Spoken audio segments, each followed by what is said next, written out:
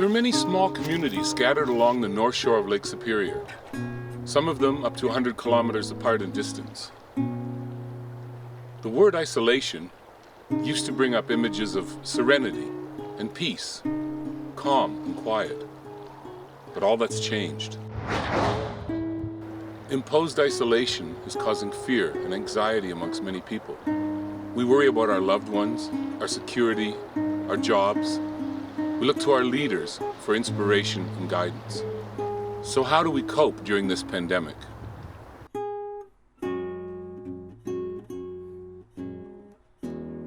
Ironically, during this time of isolation, we're more connected than ever.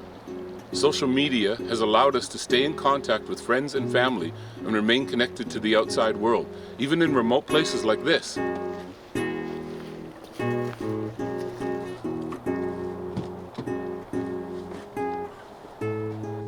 Small towns in rural areas already face unique challenges. The loss of tourism dollars and disruptions to business all add further pressure to already strained budgets. Communities on the North Shore often rely on each other for support, sharing resources and ideas. With that in mind, I've decided to reach out to the mayors along the North Shore and discuss concerns and plans on how they're working to keep our communities safe during this pandemic. Got a Zoom.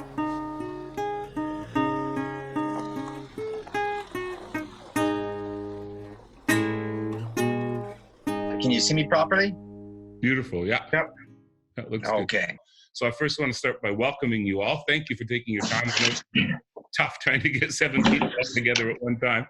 And I think the first thing I want to do is, before we start, I'd like everybody to introduce themselves, and we can start in the east side. I guess, Rick, do you want to start first?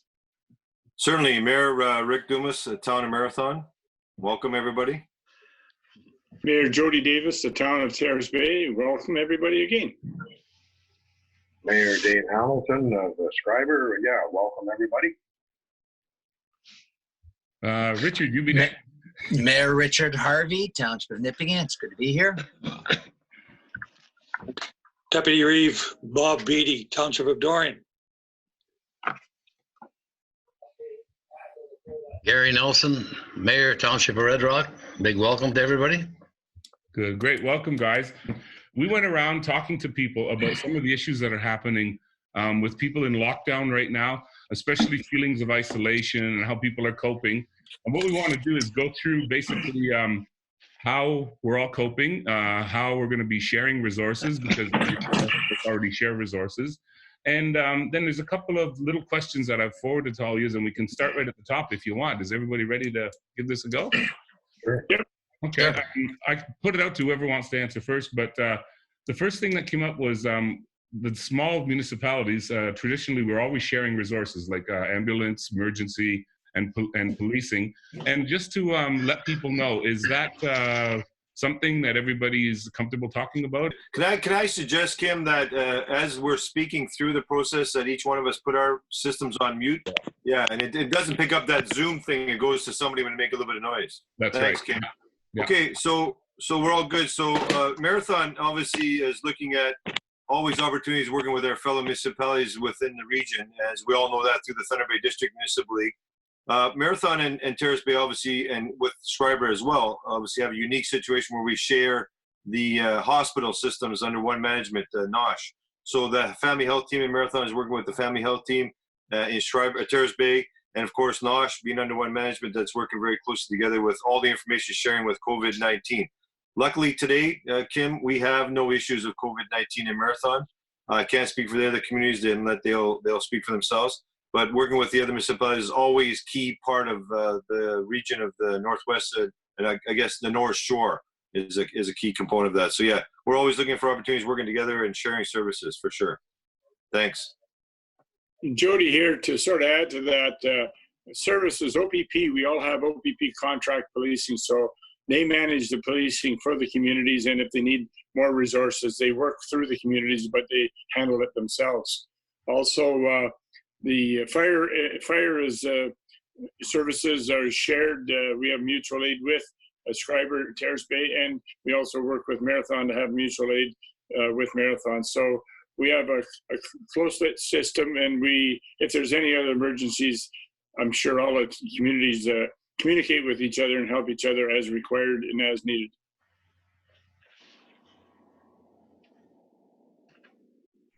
Hi, Dave Hamilton here. Yeah, I'll just echo some of those words from Jody. Our fire departments have worked closely together over the years, and that was evident here a couple of weeks ago when Schreiber had a fire at their generating station, and Terrace Bay was in to help along with first responders. It was a great effort by everybody, and I'd like to thank everybody for that effort. We have no reported incidents in Schreiber at this time. We'll keep our fingers crossed that it stays that way. But anytime we can help each other out, I'm sure we're all here for that. So thank you for that. So from Nipigon's perspective, I mean, one of the things is that we do share, some services. We do work together on a number of things. And I would actually say that what's basically happening here, I see it as just a continuation of what's already happening. We've had those discussions. If there come up any needs that any of the municipalities are not able to address, that obviously we will step in and work together and be sharing those. At this time, though, basically everything's going along in the same way as it typically has been, with just really good cooperation between the municipalities. But we recognize, both within the municipalities, but especially also with our local First Nations, that there may be times, and it's possible that if this thing does continue and does end up getting a little more severe, that there'll be other services that we'd share, and we have all the provisions in place, including by having an emergency declared, means that we are able to very quickly respond with the other municipalities as needs arise. Myself now? Yeah, Gary, thank you. Okay, sorry about that. Yeah, with Red Rock, we have shared like our family health team with Nipigon. The fire department, the same as Rick and Schreiber and Terrace Bay. We have a mutual aid within the area that we'll go to any one of them at any time. And a lot of our little problems we have quad council meetings quarterly. And the problem is brought up there, and it's ironed out. We can always come to an answer on that one. Our policing here in Red Rock was done by the Nipigon OPPs. They tour the town maybe once, twice a day. We don't know when they're coming in, so we got to be good. But it's working out great. We have no problem at all with that. And but I do think we have to get together with our neighboring towns, Dorian, Nipigon, First Nations, and just to see what else we can share, whether it's building inspectors, bylaw enforcing officers, whatever. There's got to be, we put our heads together, there's got to be something else out there that we can save money on by sharing. Thank you. No, we have an excellent rapport with the other municipalities, part of the Quad Council. Again, OPP is our policing agency out of Nipigon, and we have the multiple fire response capability as of the other two communities. Richard, if you don't mind me mentioning this, Nipigon was one of the first towns to be, I mean, we can leave this out if you don't want to talk about it. Nipigon was one of the first towns to record an actual case of COVID-19, I believe. As most people are aware, we were the first municipality in the region to be identified as having cases. At the same time, one of the things to look at is that we were also the first municipality in the Northwest, I believe, to actually look at declaring an emergency. And part of the reason for declaring an emergency, I know people are, some of the other municipalities are getting on board with this. And I know certainly that a number of other municipalities are very quick at it, is that by having an emergency declared, it gives us the freedom to respond quicker to any situations that may arise. There's a number of different, under the government orders, the provincial orders, that gives us freedom to respond, whether it's working with other communities, whether it's assigning people to other jobs. But I think that becomes the important thing. And so we have in place, obviously, through our emergency measures plans, we have plans for pandemic planning. And so we already had, before there was any talk about any cases in any of the municipalities, I think as with many of the municipalities, we had things in place, we had plans in place, we had direction in place so that we were prepared to respond. A lot of towns have projects that are either ongoing. I know in particular, I'm aware of Schreiber's, and there's big project Nippigan, of course. Aside from anything that would be confidential, are there been any delays in possible completions and projects that are coming up, or have there been any projects that have actually been canceled because of financing or just bad timing right now? And I'll start with Mayor Hamilton, start with Mayor Dumas. We'll go. Sure, thanks, Kim. Obviously, Marathon has got Valor Construction working on the power line, the east-west tie. They have since closed their camp down here, Marathon, with a very small crew for maintenance. They anticipate coming back as soon as things start to open up in the province. As we heard from Mr. Ford today, they're obviously everybody's trying to look at opening up for business of some sort. We work very closely with Barry Kemlo. We meet with them on a weekly basis. And we also are in the process right now of building our new OPP station, which hasn't been impacted. And totally, it has been impacted somewhat, smaller crews, but they're still continuing to work because it's considered an essential construction operation. So we see the impacts, but they're still working through some of the projects that are on board Marathon. Thank you. Okay, thanks. Jody here. In Terrace Bay, we have a project that should be coming online very shortly. That's our Waterfront development project. But the government has deemed it has to be essential, and that definition is pretty strict. So that could be delayed. We have some other small things, just maintenance, but as far as starting or doing other projects, we have no essential projects versus, I'd say, even the Valor one and the east-west tie would be deemed essential, and that is down right now. So, and looking, as Rick said, coming back shortly. So it is going to impact us shortly, but I look forward to the government sort of loosening up the regulations that they've created in the near future. Great. Hi, Dave here. Yes, we have a couple of projects that have been put on hold. Our Discovery Center, that happened a few weeks ago because it was there again declared non-essential or non-emergency. So it's put on hold, and our downtown revitalization, the same thing. It's been put on hold for a while. And I guess the fear with that is I don't know if we'll be able to tender in time once things start opening up to actually put shovels in the ground this summer. But, we'll deal with these things as they come along. I think Mayor Hamilton really hit it on the head there with the fact that,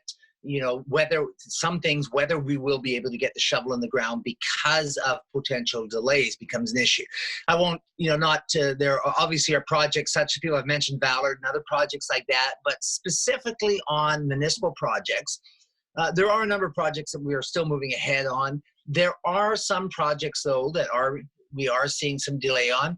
And one of the other factors that is really working into this is when municipalities do projects, it's usually one-third funding, where we have funding from other agencies that assist us in doing these projects. And just because of, I suspect, with all the busyness and all the things that the province and the federal government are having to take care of, we are finding that there are some announcements as far as funding that are being delayed right now. And we're not hearing about these things, so we're not able to necessarily move ahead, which creates some budgeting issues.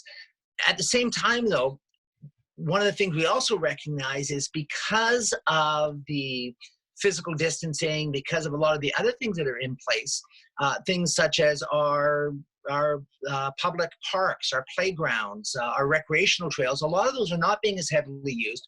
So one of the things that we're sort of are moving some of our resources to do maintenance that should be done on those, but that is a lot more difficult to do when we have them full with people. So we're shifting to try to make sure that all of these projects are taken care of and moving up the timeline on them, so that when the restrictions are reduced and people are able to start getting back to these facilities, we have them in the best condition they can be in. So some of it is that shifting things around, but at the same time, funding announcements are a big issue, and looking at what is essential, what is not. So all of these things play in. And there are some projects that if they are not underway as soon as you can get a shovel in the ground, there won't be the time to do them this season, so they may be looked at. At the same time, projects being done, there are a number of construction projects in our municipality that have been fairly large projects that are being done by others those have been put on hold for the time being, which of course is a concern to the community. And of course, there's an impact for tourism, but I will go on to Gary first, and we'll talk about that a bit later. Yeah. Yeah, we've only got the one. We we wanted to get started on an RV park down at the lakefront, and a lot of repairs to the outside of our recreation center and the inside. And it's a lot of little small construction jobs other than that, but that's pretty well all been put on hold until this is settled. Hopefully we can get back at it again. Thank you. Okay. And Bob, I won't forget you this time. Basically, we have no outside contractors working within the municipality, obviously. And Corbière, one of the major contractors for Valor, they are in Dorian, and they're all shut down except just for maintenance crews. I've heard from a few people, and they were talking about how they could be helping out, the municipalities could be helping out citizens with taxes, and especially with late penalties on taxes. Mayor Dumas, do you want to start with that? Are there any adjustments being made to the budget or to anything, restrictions or reallocations regarding taxes? Thanks for that, Kim, and I'm sure all my fellow mayors will address this accordingly, but the reality is I think most of us have, since the COVID-19, extended our tax payment dates with no penalties and no interest charges until we get through this mess. We still have the majority of the community actually paying their tax. We're probably at about 80% paid, so we're in good shape. We still have some people who haven't paid, but we've also not applying any interest penalties. And we just met with our emergency management control group this morning. We will, if need be, address each and every individual in the community that has any financial hardship from the COVID-19 and deal case by case by case. So that message has been put out to the community, and we hope that if anybody is struggling in our community, we will deal with them by case on their taxes issues. So that's all taken care of from Marathon. Thanks, Kim. Okay, great, thanks. Oh, Jody here. No, the revenues, we're losing a little bit of revenues through the landfill. We haven't had the opportunity to issue new tags and everything else because the township office is closed, but we're dealing with that and hopefully have that rectified shortly. So just a couple of minor little things that we're not collecting revenue on, other than, like Rick said, about the how we're collecting and dealing with down payments and taxes and not penalizing people for not paying the taxes. Other than that, the one thing I think that bothers the municipality is that the government is not going to help assist the municipalities like they are individual companies, and that the municipalities have a lot of, if they're starting to lay people off, they're going to have a lot of extra costs that the government isn't assisting them on like they are other businesses. So that's a little bit of concern, and we're trying to address that. Hi, Dave here. In Schreiber, I guess we're fortunate that most of the employed people in our community work in either Terrace Bay or CP Rail or are employed by the municipality. So I don't think there has been a lot of people who have lost their jobs, but obviously there are a few. So as far as the tax situation, like Rick said, Jody both said, we're going to deal with them on an individual basis. And if there are people having problems, please come and talk to us, and we'll do whatever we can to help you out. You know, as we look at the issues coming up as far as the taxes and that, one of the things we're recognizing that our municipal buildings, whether it be our recreation center, whether it be our campground, our town hall, our municipal offices, these are all closed, which does have an impact on our budget. Obviously, as has already been mentioned, with things such as tax bills, water bills, those types of bills, people are not able to come in and pay those in person, people who did come in. So one of the things we've done, like everyone else, I believe, is we have extended the time for payment on those. We've also are waiving any late fees. At the same time, as Mayor Dumas mentioned, a lot of people are still moving ahead. I had one citizen who called me up, and he was somebody who always walked in and paid in cash. But he called me up and he wanted to know, how he could set up for the online banking. His comment was, that the municipality still needs the money, and he knows that, so he wanted to make sure he was paying, and we appreciate that. But it's not just the taxes and that's an issue. Certainly we have seen a significant loss in revenues through things such as the curling club, through the recreation center, through rentals at a community center. These things are definite financial losses. The buildings are still open. We're still having to pay all our services to keep these buildings open, but the revenue stream that used to be garnered through that is gone. We also are a community where obviously there are a number of businesses that are struggling, and we have businesses struggling for one of two reasons. Some are struggling because they simply are not able to stay open, so they've had to close. Those people are still having to pay their bills, pay their rent, all of that type of thing. We also have others that are having to, such as grocery stores, such as these kinds of businesses, and we're looking at how we can assist, because business is still quite busy for these essential businesses. But unfortunately, it's a lot more difficult for them to provide the services they have to provide. So we're in the process right now of having to look at how do we actually assist these businesses, even in simple things that they might need, just to make it possible for them to serve the people of the community. As far as the overall budget, we have finalized our capital budget at this point. Our operational budget, though, is one that it's going to be, and we all have to recognize, there are going to be changes, because as we set a budget, it's based on things that will be happening, but the longer that this is extended for, the more changes we'll have to make. And so we've recognized that this year is going to be very different from a budgeting perspective. And while we complete our budget, we also recognize that that budget is going to be adjusted throughout the rest of this year as we see changes. There are projects and things we're having to put money into that previously we didn't.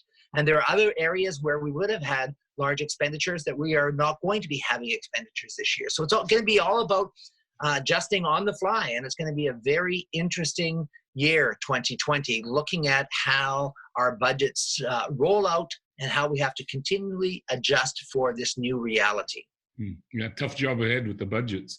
It's a very tough job. Yeah, we got you. Yeah, we haven't. Our only problem here, because we do a lot of seniors in our town that are on fixed incomes, so I don't think they're going to have any problem tax-wise.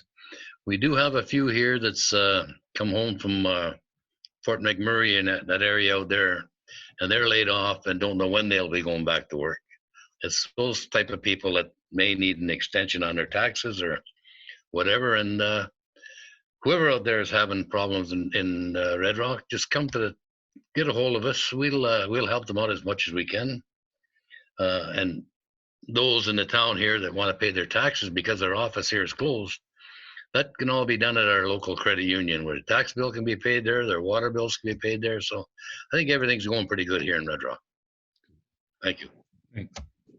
Okay, and Dorian, basically, we did what the other municipalities did. We extended the payments with no penalties, no taxes, interest on the penalties. Any individual that has any issues with their tax bill or whatever, they can certainly contact us and we'll address it on an individual basis. Yeah, obviously there's some, I feel sorry for anybody who's got to put a budget together this year, because there's going to be a lot of changes and a lot of struggles, I guess, of ways to figure out things. One of the things that we talked about a little bit or touched on was not only are most municipalities going to be stuck for a bit of cash or tight on cash this year, but a lot of the projects that are being looked at, which actually have an effect on bringing in money into the communities, have been delayed or canceled. Now, the other thing that's big, especially in our area, would be things like camping, fishing, hunting, outdoor activities. Does anybody have anything to say about the impact? Because from what I've seen so far, we don't really know a date yet when the restrictions will be lifted or when these things will be open to people again. Does anybody want to, we'll start with Mayor Dumas again.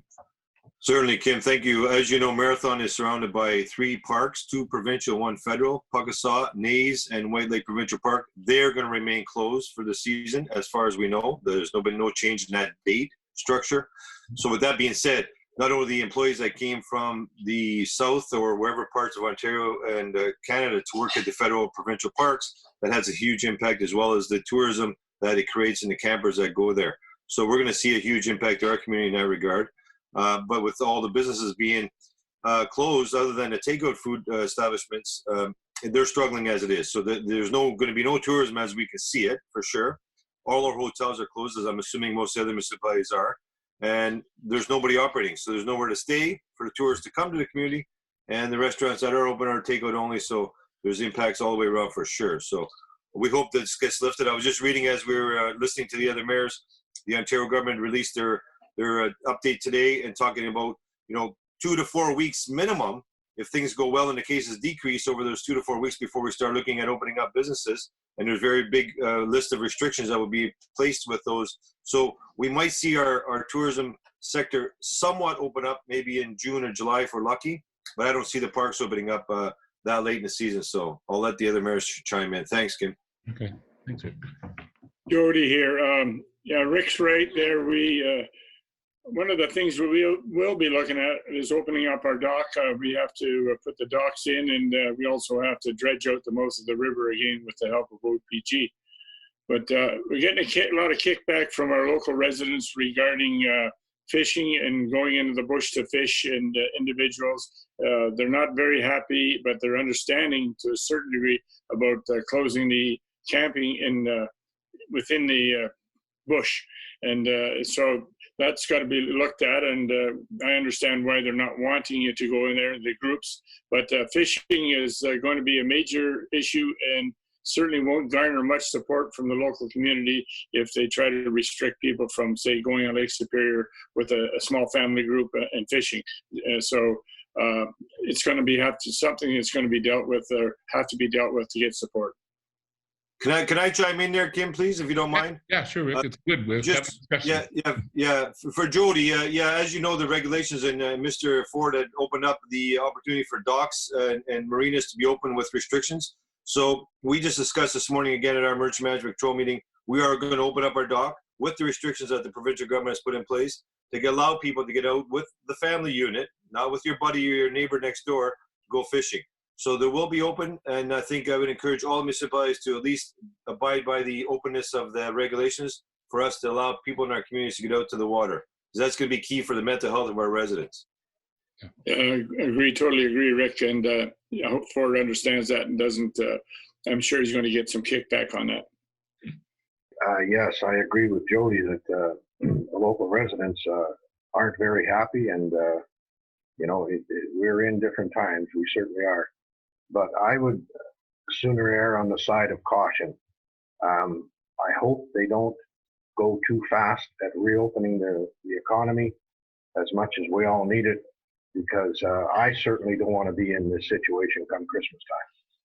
So if it takes a little bit longer to get things back, I'm all in favor of that. Thank you. We should be glad we don't live in the States right now.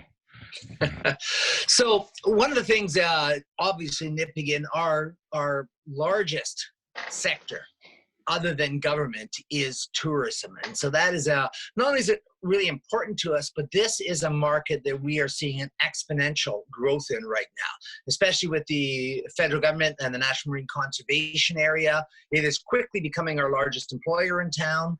So tourism and the effects that we will be having there, it is going to be very significant. But not just in the short term. The thing we have to keep in mind is that while, yes, we have this short-term shutdown, but when you lose a segment, it takes a while to rebuild it.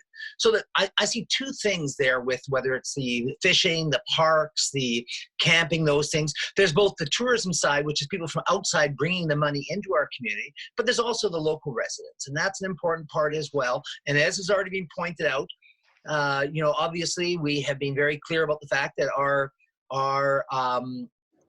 marina operations are closed currently, but our actual marina is open. Residents are able to use it. People are launching their boats, getting out, whether for fishing or whatever they may be doing.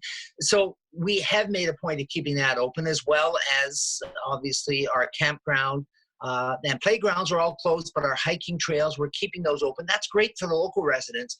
at the same time, we're not getting the tourists in from outside, which is a great loss to our economy. The issue that is going to be interesting to see how it comes out is that whole issue of camping on Crown land. That's one that impacts the local residents, not so much the tourism, the fact that our campgrounds are closed and that people can't get across the borders, that the borders are closed. That impacts the tourism sector. But just for the well-being, if they if they decide to keep the Crown lands closed to camping, that is a significant thing, because in our area, unlike if you're in Southern Ontario, a lot of people are out and they'll go out as their family. They'll go out and they'll camp for a week during the smelting season. They'll go out and it'll be just those single family unit. And that's actually getting them out of the community, getting them out in the fresh air, getting them out in the ultraviolet sunlight, which they say is what we need right now. And so that becomes a really big thing. So we are really pushing to, yes, let's keep that open. Obviously, people getting out on their boats, out on Lake Superior, going out, that is important for not only the mental well-being, but also for the physical well-being of our residents. And it's easy to maintain our physical distancing when we get out there, because we get out into the open. I recognize Southern Ontario is different. Crown land out there, there's very little, and people are getting compact in that situation. But for us, this is important. But we are hurting. We are going to be hurting this year because of the lack of tourism. And when we've been seeing this growth, we've been seeing, as I said, exponential growth in tourism in our community. It's very quickly becoming an integral part of our economy. And when we lose it, when we lose that momentum, how long is that effect going to last for? Are we talking months or are we talking years before we can rebuild to where we were? That's a concern. Gary, we'll come to you again. Red Rock Tours business here is going to be hit hard this year because we are 5 miles off Highway 1117. We won't be opening our interpretive center this year. We will open our docks and gas pumps, the kiosks, and that'll be all open down there, and the boat launch, no problem there. But to open up the interpretive center just for a few people that's going to end up coming into Red Rock, we won't be doing that.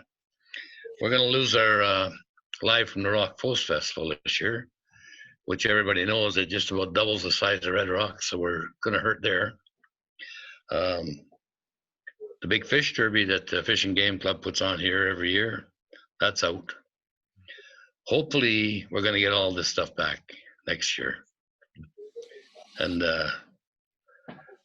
another one that's going to be down is our recreation center. We won't be opening that this summer either. So we're going to be hurting quite a bit because of our tourism. But we do the best we can. Yeah, Thank you. Thanks. I'll just jump in for a sec before you get to you, Bob. But I was speaking to some of the organizers for the Red Rock Music Festival, and it has a huge impact on the area because it relies on a lot of volunteers, and a lot of people are just so keen to get out there and help.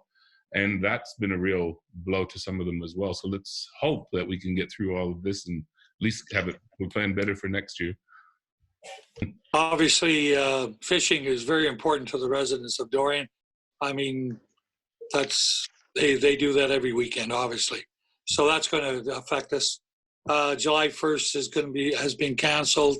The kids fishing derby has been canceled. I mean, all that normal stuff that we do all summer has already been canceled. So, yeah, it's affected the community as a whole, and will continue to until such time it's opened up again. And obviously, we're right on the Trans-Canada Highway like everybody else. So, the tourism is important to us. The next thing that I got up, and we're sort of going in that direction anyways, we're talking about isolation and the fact that a lot of our small communities are isolated already. There's been, I don't know if you should even call it talk, it's probably just hearsay at this point. But when this whole thing started, we started with border restrictions between countries, and then it became provincial restrictions. I'm not sure if it's even worth warranting, but there seems to be the concept that we may see further restrictions as far as areas where we're actually not going to do interprovincially. In fact, they were talking about they actually have already talked about Northern and Southern Ontario. But does anybody have any kind of feeling that they may actually start clamping down on non-essential travel, maybe into Thunder Bay. And for us residents in this area to get there, I know it sounds odd, but you just, with the way things are going right now, you just don't know. Is that a possibility? And does anybody have any feelings about that? You know, if I could jump in on that one, because I think there's two different ways people approach this kind of stuff. One is to say, let's legislate everything. Mm-hmm. And the other is to recognize that right now a lot has been legislated, but if you look around, we recognize that people are already cutting back on that non-essential travel. And so I think that really the direction to go, and people are talking about that, but is it necessary? The citizens of our communities are being very responsible right now. They are not traveling, the majority are not traveling to Thunder Bay. Well, obviously, you're not going to Thunder Bay to see a movie or go to a restaurant or those types of things. So other than the essential travel, I think we're seeing very little of it. And I think that message has got out there that if you don't have to go to Thunder Bay, don't go. And frankly, really, for non-essential reasons, why there isn't anything in Thunder Bay that you can really be going up for anymore, because everything's shut down there too. So I think that continuing the way we're going right now, I'm pleased with it. I think people are being responsible, and let's give our citizens, when we look around town, people may be critical at first, but people are being responsible in their physical distancing. People seem to really be recognizing and respecting the needs that we have right now. And I would honestly question whether there's up in this area any call for any further restrictions at this point, because the best way to be safe is to have people be responsible and do the right thing, do what they know they should be doing, because we all want to make sure we're safe. So let's trust our people at this point. And one of the things I've noticed too, is, sorry to jump out of this in a sec, is in Schreiber especially, the local grocery store is just booming, because people who normally complain about the local prices and go uptown to save a buck on all their groceries are really, really taking to supporting local. And I think that's something that we could all benefit from. And not only that, but the service locally is better now too, because you go to Thunder Bay, I haven't been there, but you see and you hear people are waiting for hours in lines. Here, we don't have to be wasting all our time standing in line with a bunch of other people coughing. We're actually very lucky. So Kim, just quick, I'll chime in. So Marathon is always promoted, and I'm sure all my fellow mayors can attest to this, always promoted shop local. So we don't need people traveling off to the city for non-essential items. Medical for sure. I think there are people from our community that have medical appointments that they're still following through with. Specifically, they're dealing with some underlying issues from the past, cancers and stuff, and things that they have to do in regards to being to Thunder Bay. But at the same time, we're all protected here, and this is what people are forgetting about. We're promoting the social distancing aspect in our communities, 2 meters, 6 feet. We're also, all of our businesses have been set up now. They have plexiglass in front of all the staff. There's all the markings on the floors in all of our stores. And I can tell you, Marathon, we had a lot of uproar through the social media aspect of closing down our community and having a check gate, because we are a road in and a road out. Similar to my neighbors in the First Nations communities where they have their communities locked down. We've studied it. We've got some information we discussed as our emergency management control group. There's no need for that. All of our business community is protected. All the community members in the community are protected. And we just got to continue to do the social distancing aspect and continue to wash our hands, and we will be safe. No matter who comes to our community from anywhere, or who goes from our community to anywhere, as long as they continue to practice those simple rules, we won't get the COVID-19 spreading in our communities. That's the simple message we all got to continue to pump to our residents. Yeah. Thanks. Thanks, Rick. Everybody said it well so far, and I believe it too. If you have to go to Thunder Bay, it's better you have a good reason. Nobody wants to go to Thunder Bay for a visit or a trip. I've got grandkids in Thunder Bay. I'd love to go see them. I have to go to Thunder Bay this week. I am not going to be visiting my grandkids. So you're doing your business and you're getting home as quickly as possible. Like Richard said, you don't want to be spreading your time around with standing in lines doing things. So it's excuse me, it's doing your business, getting home, and being safe. Mayor Hamilton? Yes, I feel the same way. I think some people were worried that they might stop travel between communities, as far as, Terrace Bay to Schreiber or Schreiber to Nipigon and back and forth like that. I don't believe that was ever in the cards. But people are getting worried. I just echo everybody else's thoughts that if you don't have to go to Thunder Bay, please don't. Just stay home, stay safe, be responsible as you have been since this has started. And I want to thank the Schreiber residents for doing it. Richard, do you have anything else to pop in there? You had a little chat already earlier, but it is your turn. I think it's been said well. Thank you very much. Thanks. Anka, thank you very much. Gary, it will be you next up. Yeah, I don't think there's no need for anybody from the town to travel to Thunder Bay to get groceries. Our store owners here in Red Rock are pretty good with their customers. They deliver the groceries. They're keeping the prices down. So I've always pushed for that to shop locally, and because these people are good with us. Thank you. Yeah, I agree. Yeah. And Bob. Yeah, basically what we're doing is some people are going to Thunder Bay, but not too many. Most of them are going to Red Rock and Nipigon, and we also have our local co-op. So the traffic at the co-op has increased definitely. Yeah, because Dorian being closer to Thunder Bay, I imagine it's a little bit more natural to be going up there all the time anyway. So, but again, I'm finding out exactly what everybody else is saying, that there's 45-minute wait to get into a grocery store. So yeah, is it worth it? That's Great. right. Okay, guys, thanks. We just got a few more things to run through quick. I said I wouldn't keep you for more than an hour, but we might be another couple minutes. One of the questions that popped up, we did the travel restrictions. Are we prepared for COVID 2.0 in the fall that everybody seems to be talking about that could happen if we're not taking the proper restrictions? And there is movements out there that you can see it happening in Canada now too, where people want to go back to work, and you can understand it. But I think about Doug Ford a couple of days ago, calling out the protesters who were wandering around outside and calling them buffoons. That's definitely going to be something that's going to be happening more and more, I imagine, as people are getting more frustrated. But how do we all feel about possibility of the fall coming in and a flu season and everything else? Are we basically okay, do you think? Are we handling it? We're going to handle it?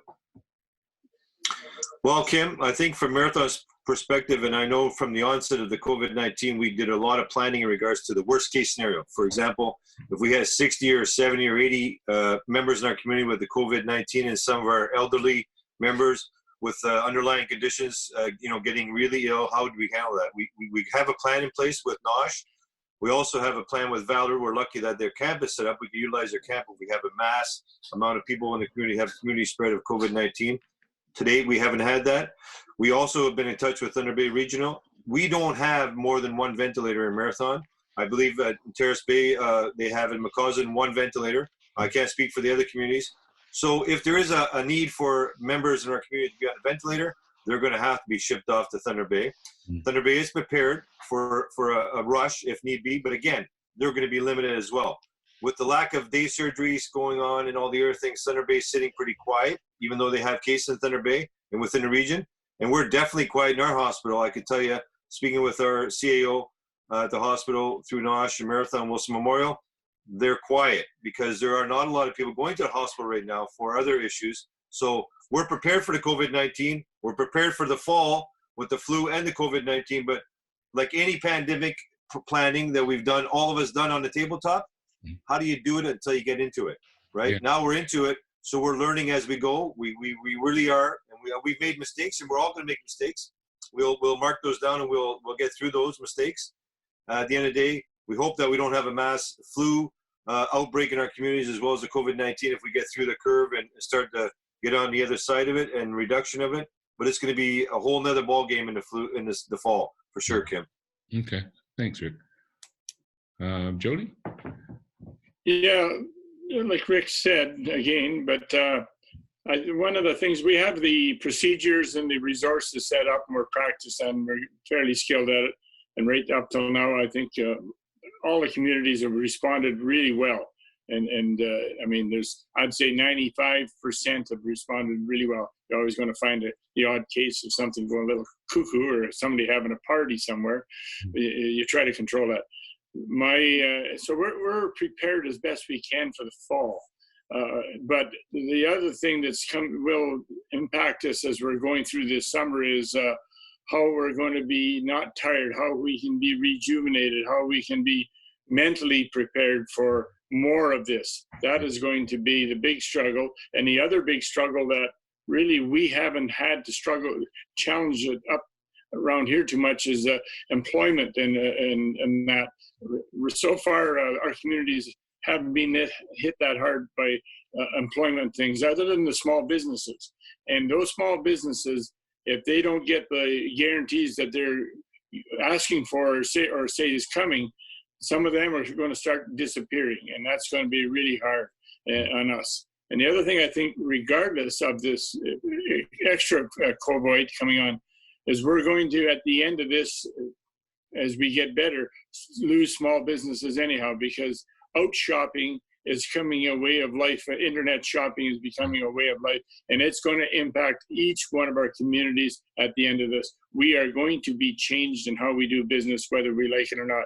So I want to help our businesses as much as possible, but it's going to be even more of a challenge when we come through this. Yeah, just if I could just jump in for a second again. One of the things that people were talking about was food security, and I understand that the mill has actually just donated some money towards Terrace to help out with the food bank, and I think that's a really wonderful thing.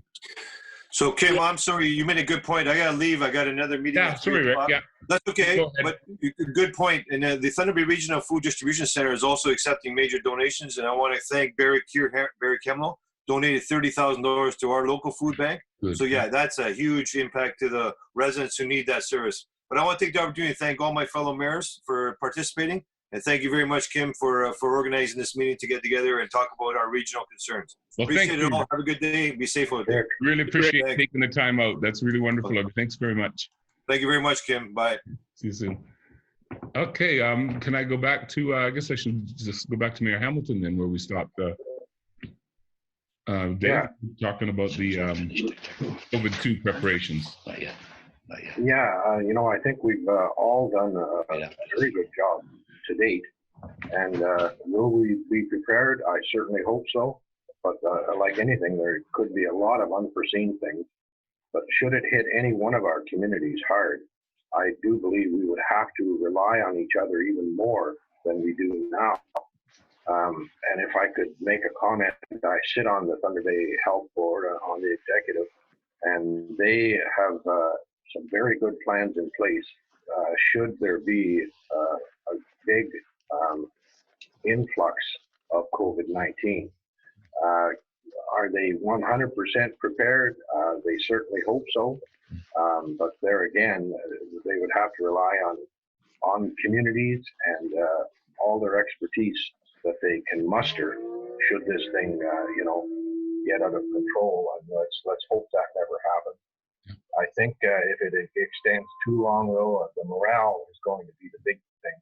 Is trying to keep people's hopes up that, there is a light at the end of the tunnel, and we will get through this, but we've got to get through it together. Yeah, I think mental health is going to be a very important issue going forward. So we'll all have to keep our eye on each other and make sure that we can keep that in control. Yeah. Richard. Yes. So you mentioned about, and you referred to 2.0, and I think we have to also recognize the potential of 3.0 as well, because that is one of the things that we have to be prepared for. We have to recognize it is assumed by many of the experts that we will see reoccurrences. And yet at the same time, I live a lot of my life by the words my grandfather always said, and that is that truth is rarely found in extremes. And likewise, our response to this situation, I think, is probably not found in the extremes.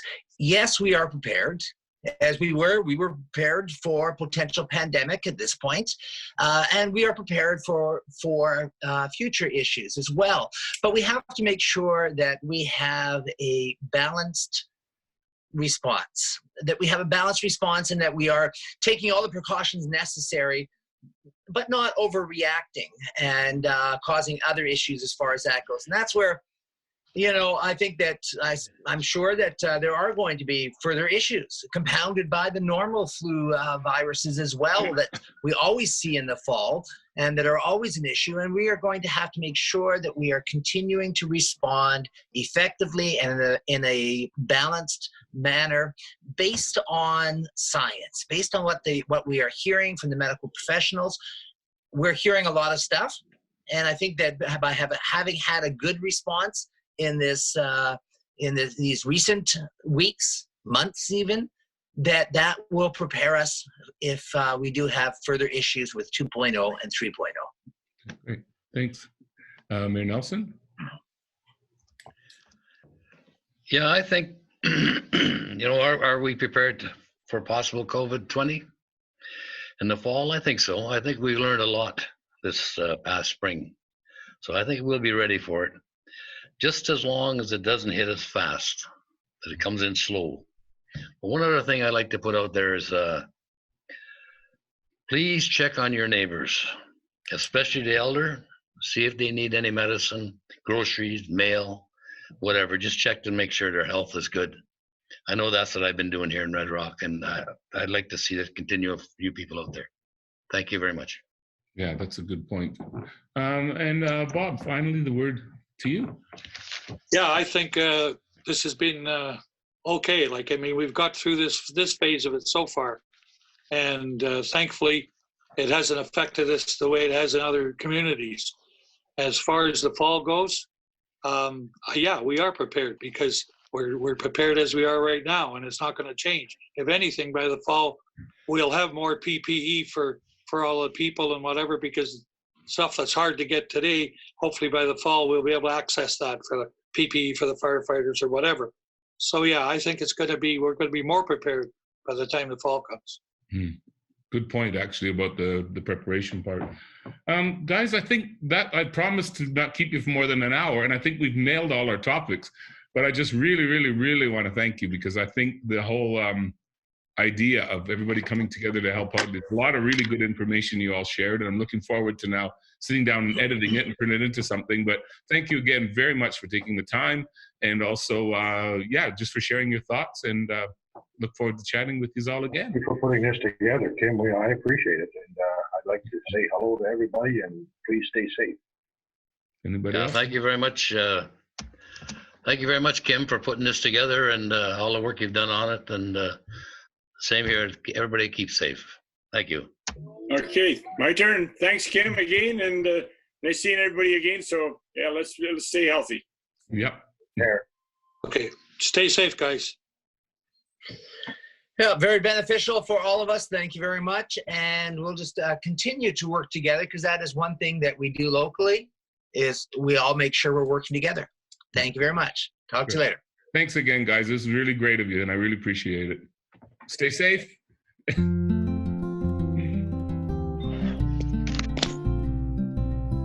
just wanted to take a moment to thank all the mayors who took time out of their busy schedule to participate in this discussion, and also make mention of the fact that isolation doesn't have to be a bad thing. We've all been given a chance to stop and reevaluate what's important in our lives, think about what we want to bring into our lives going forward. So until then, stay safe, be good to each other.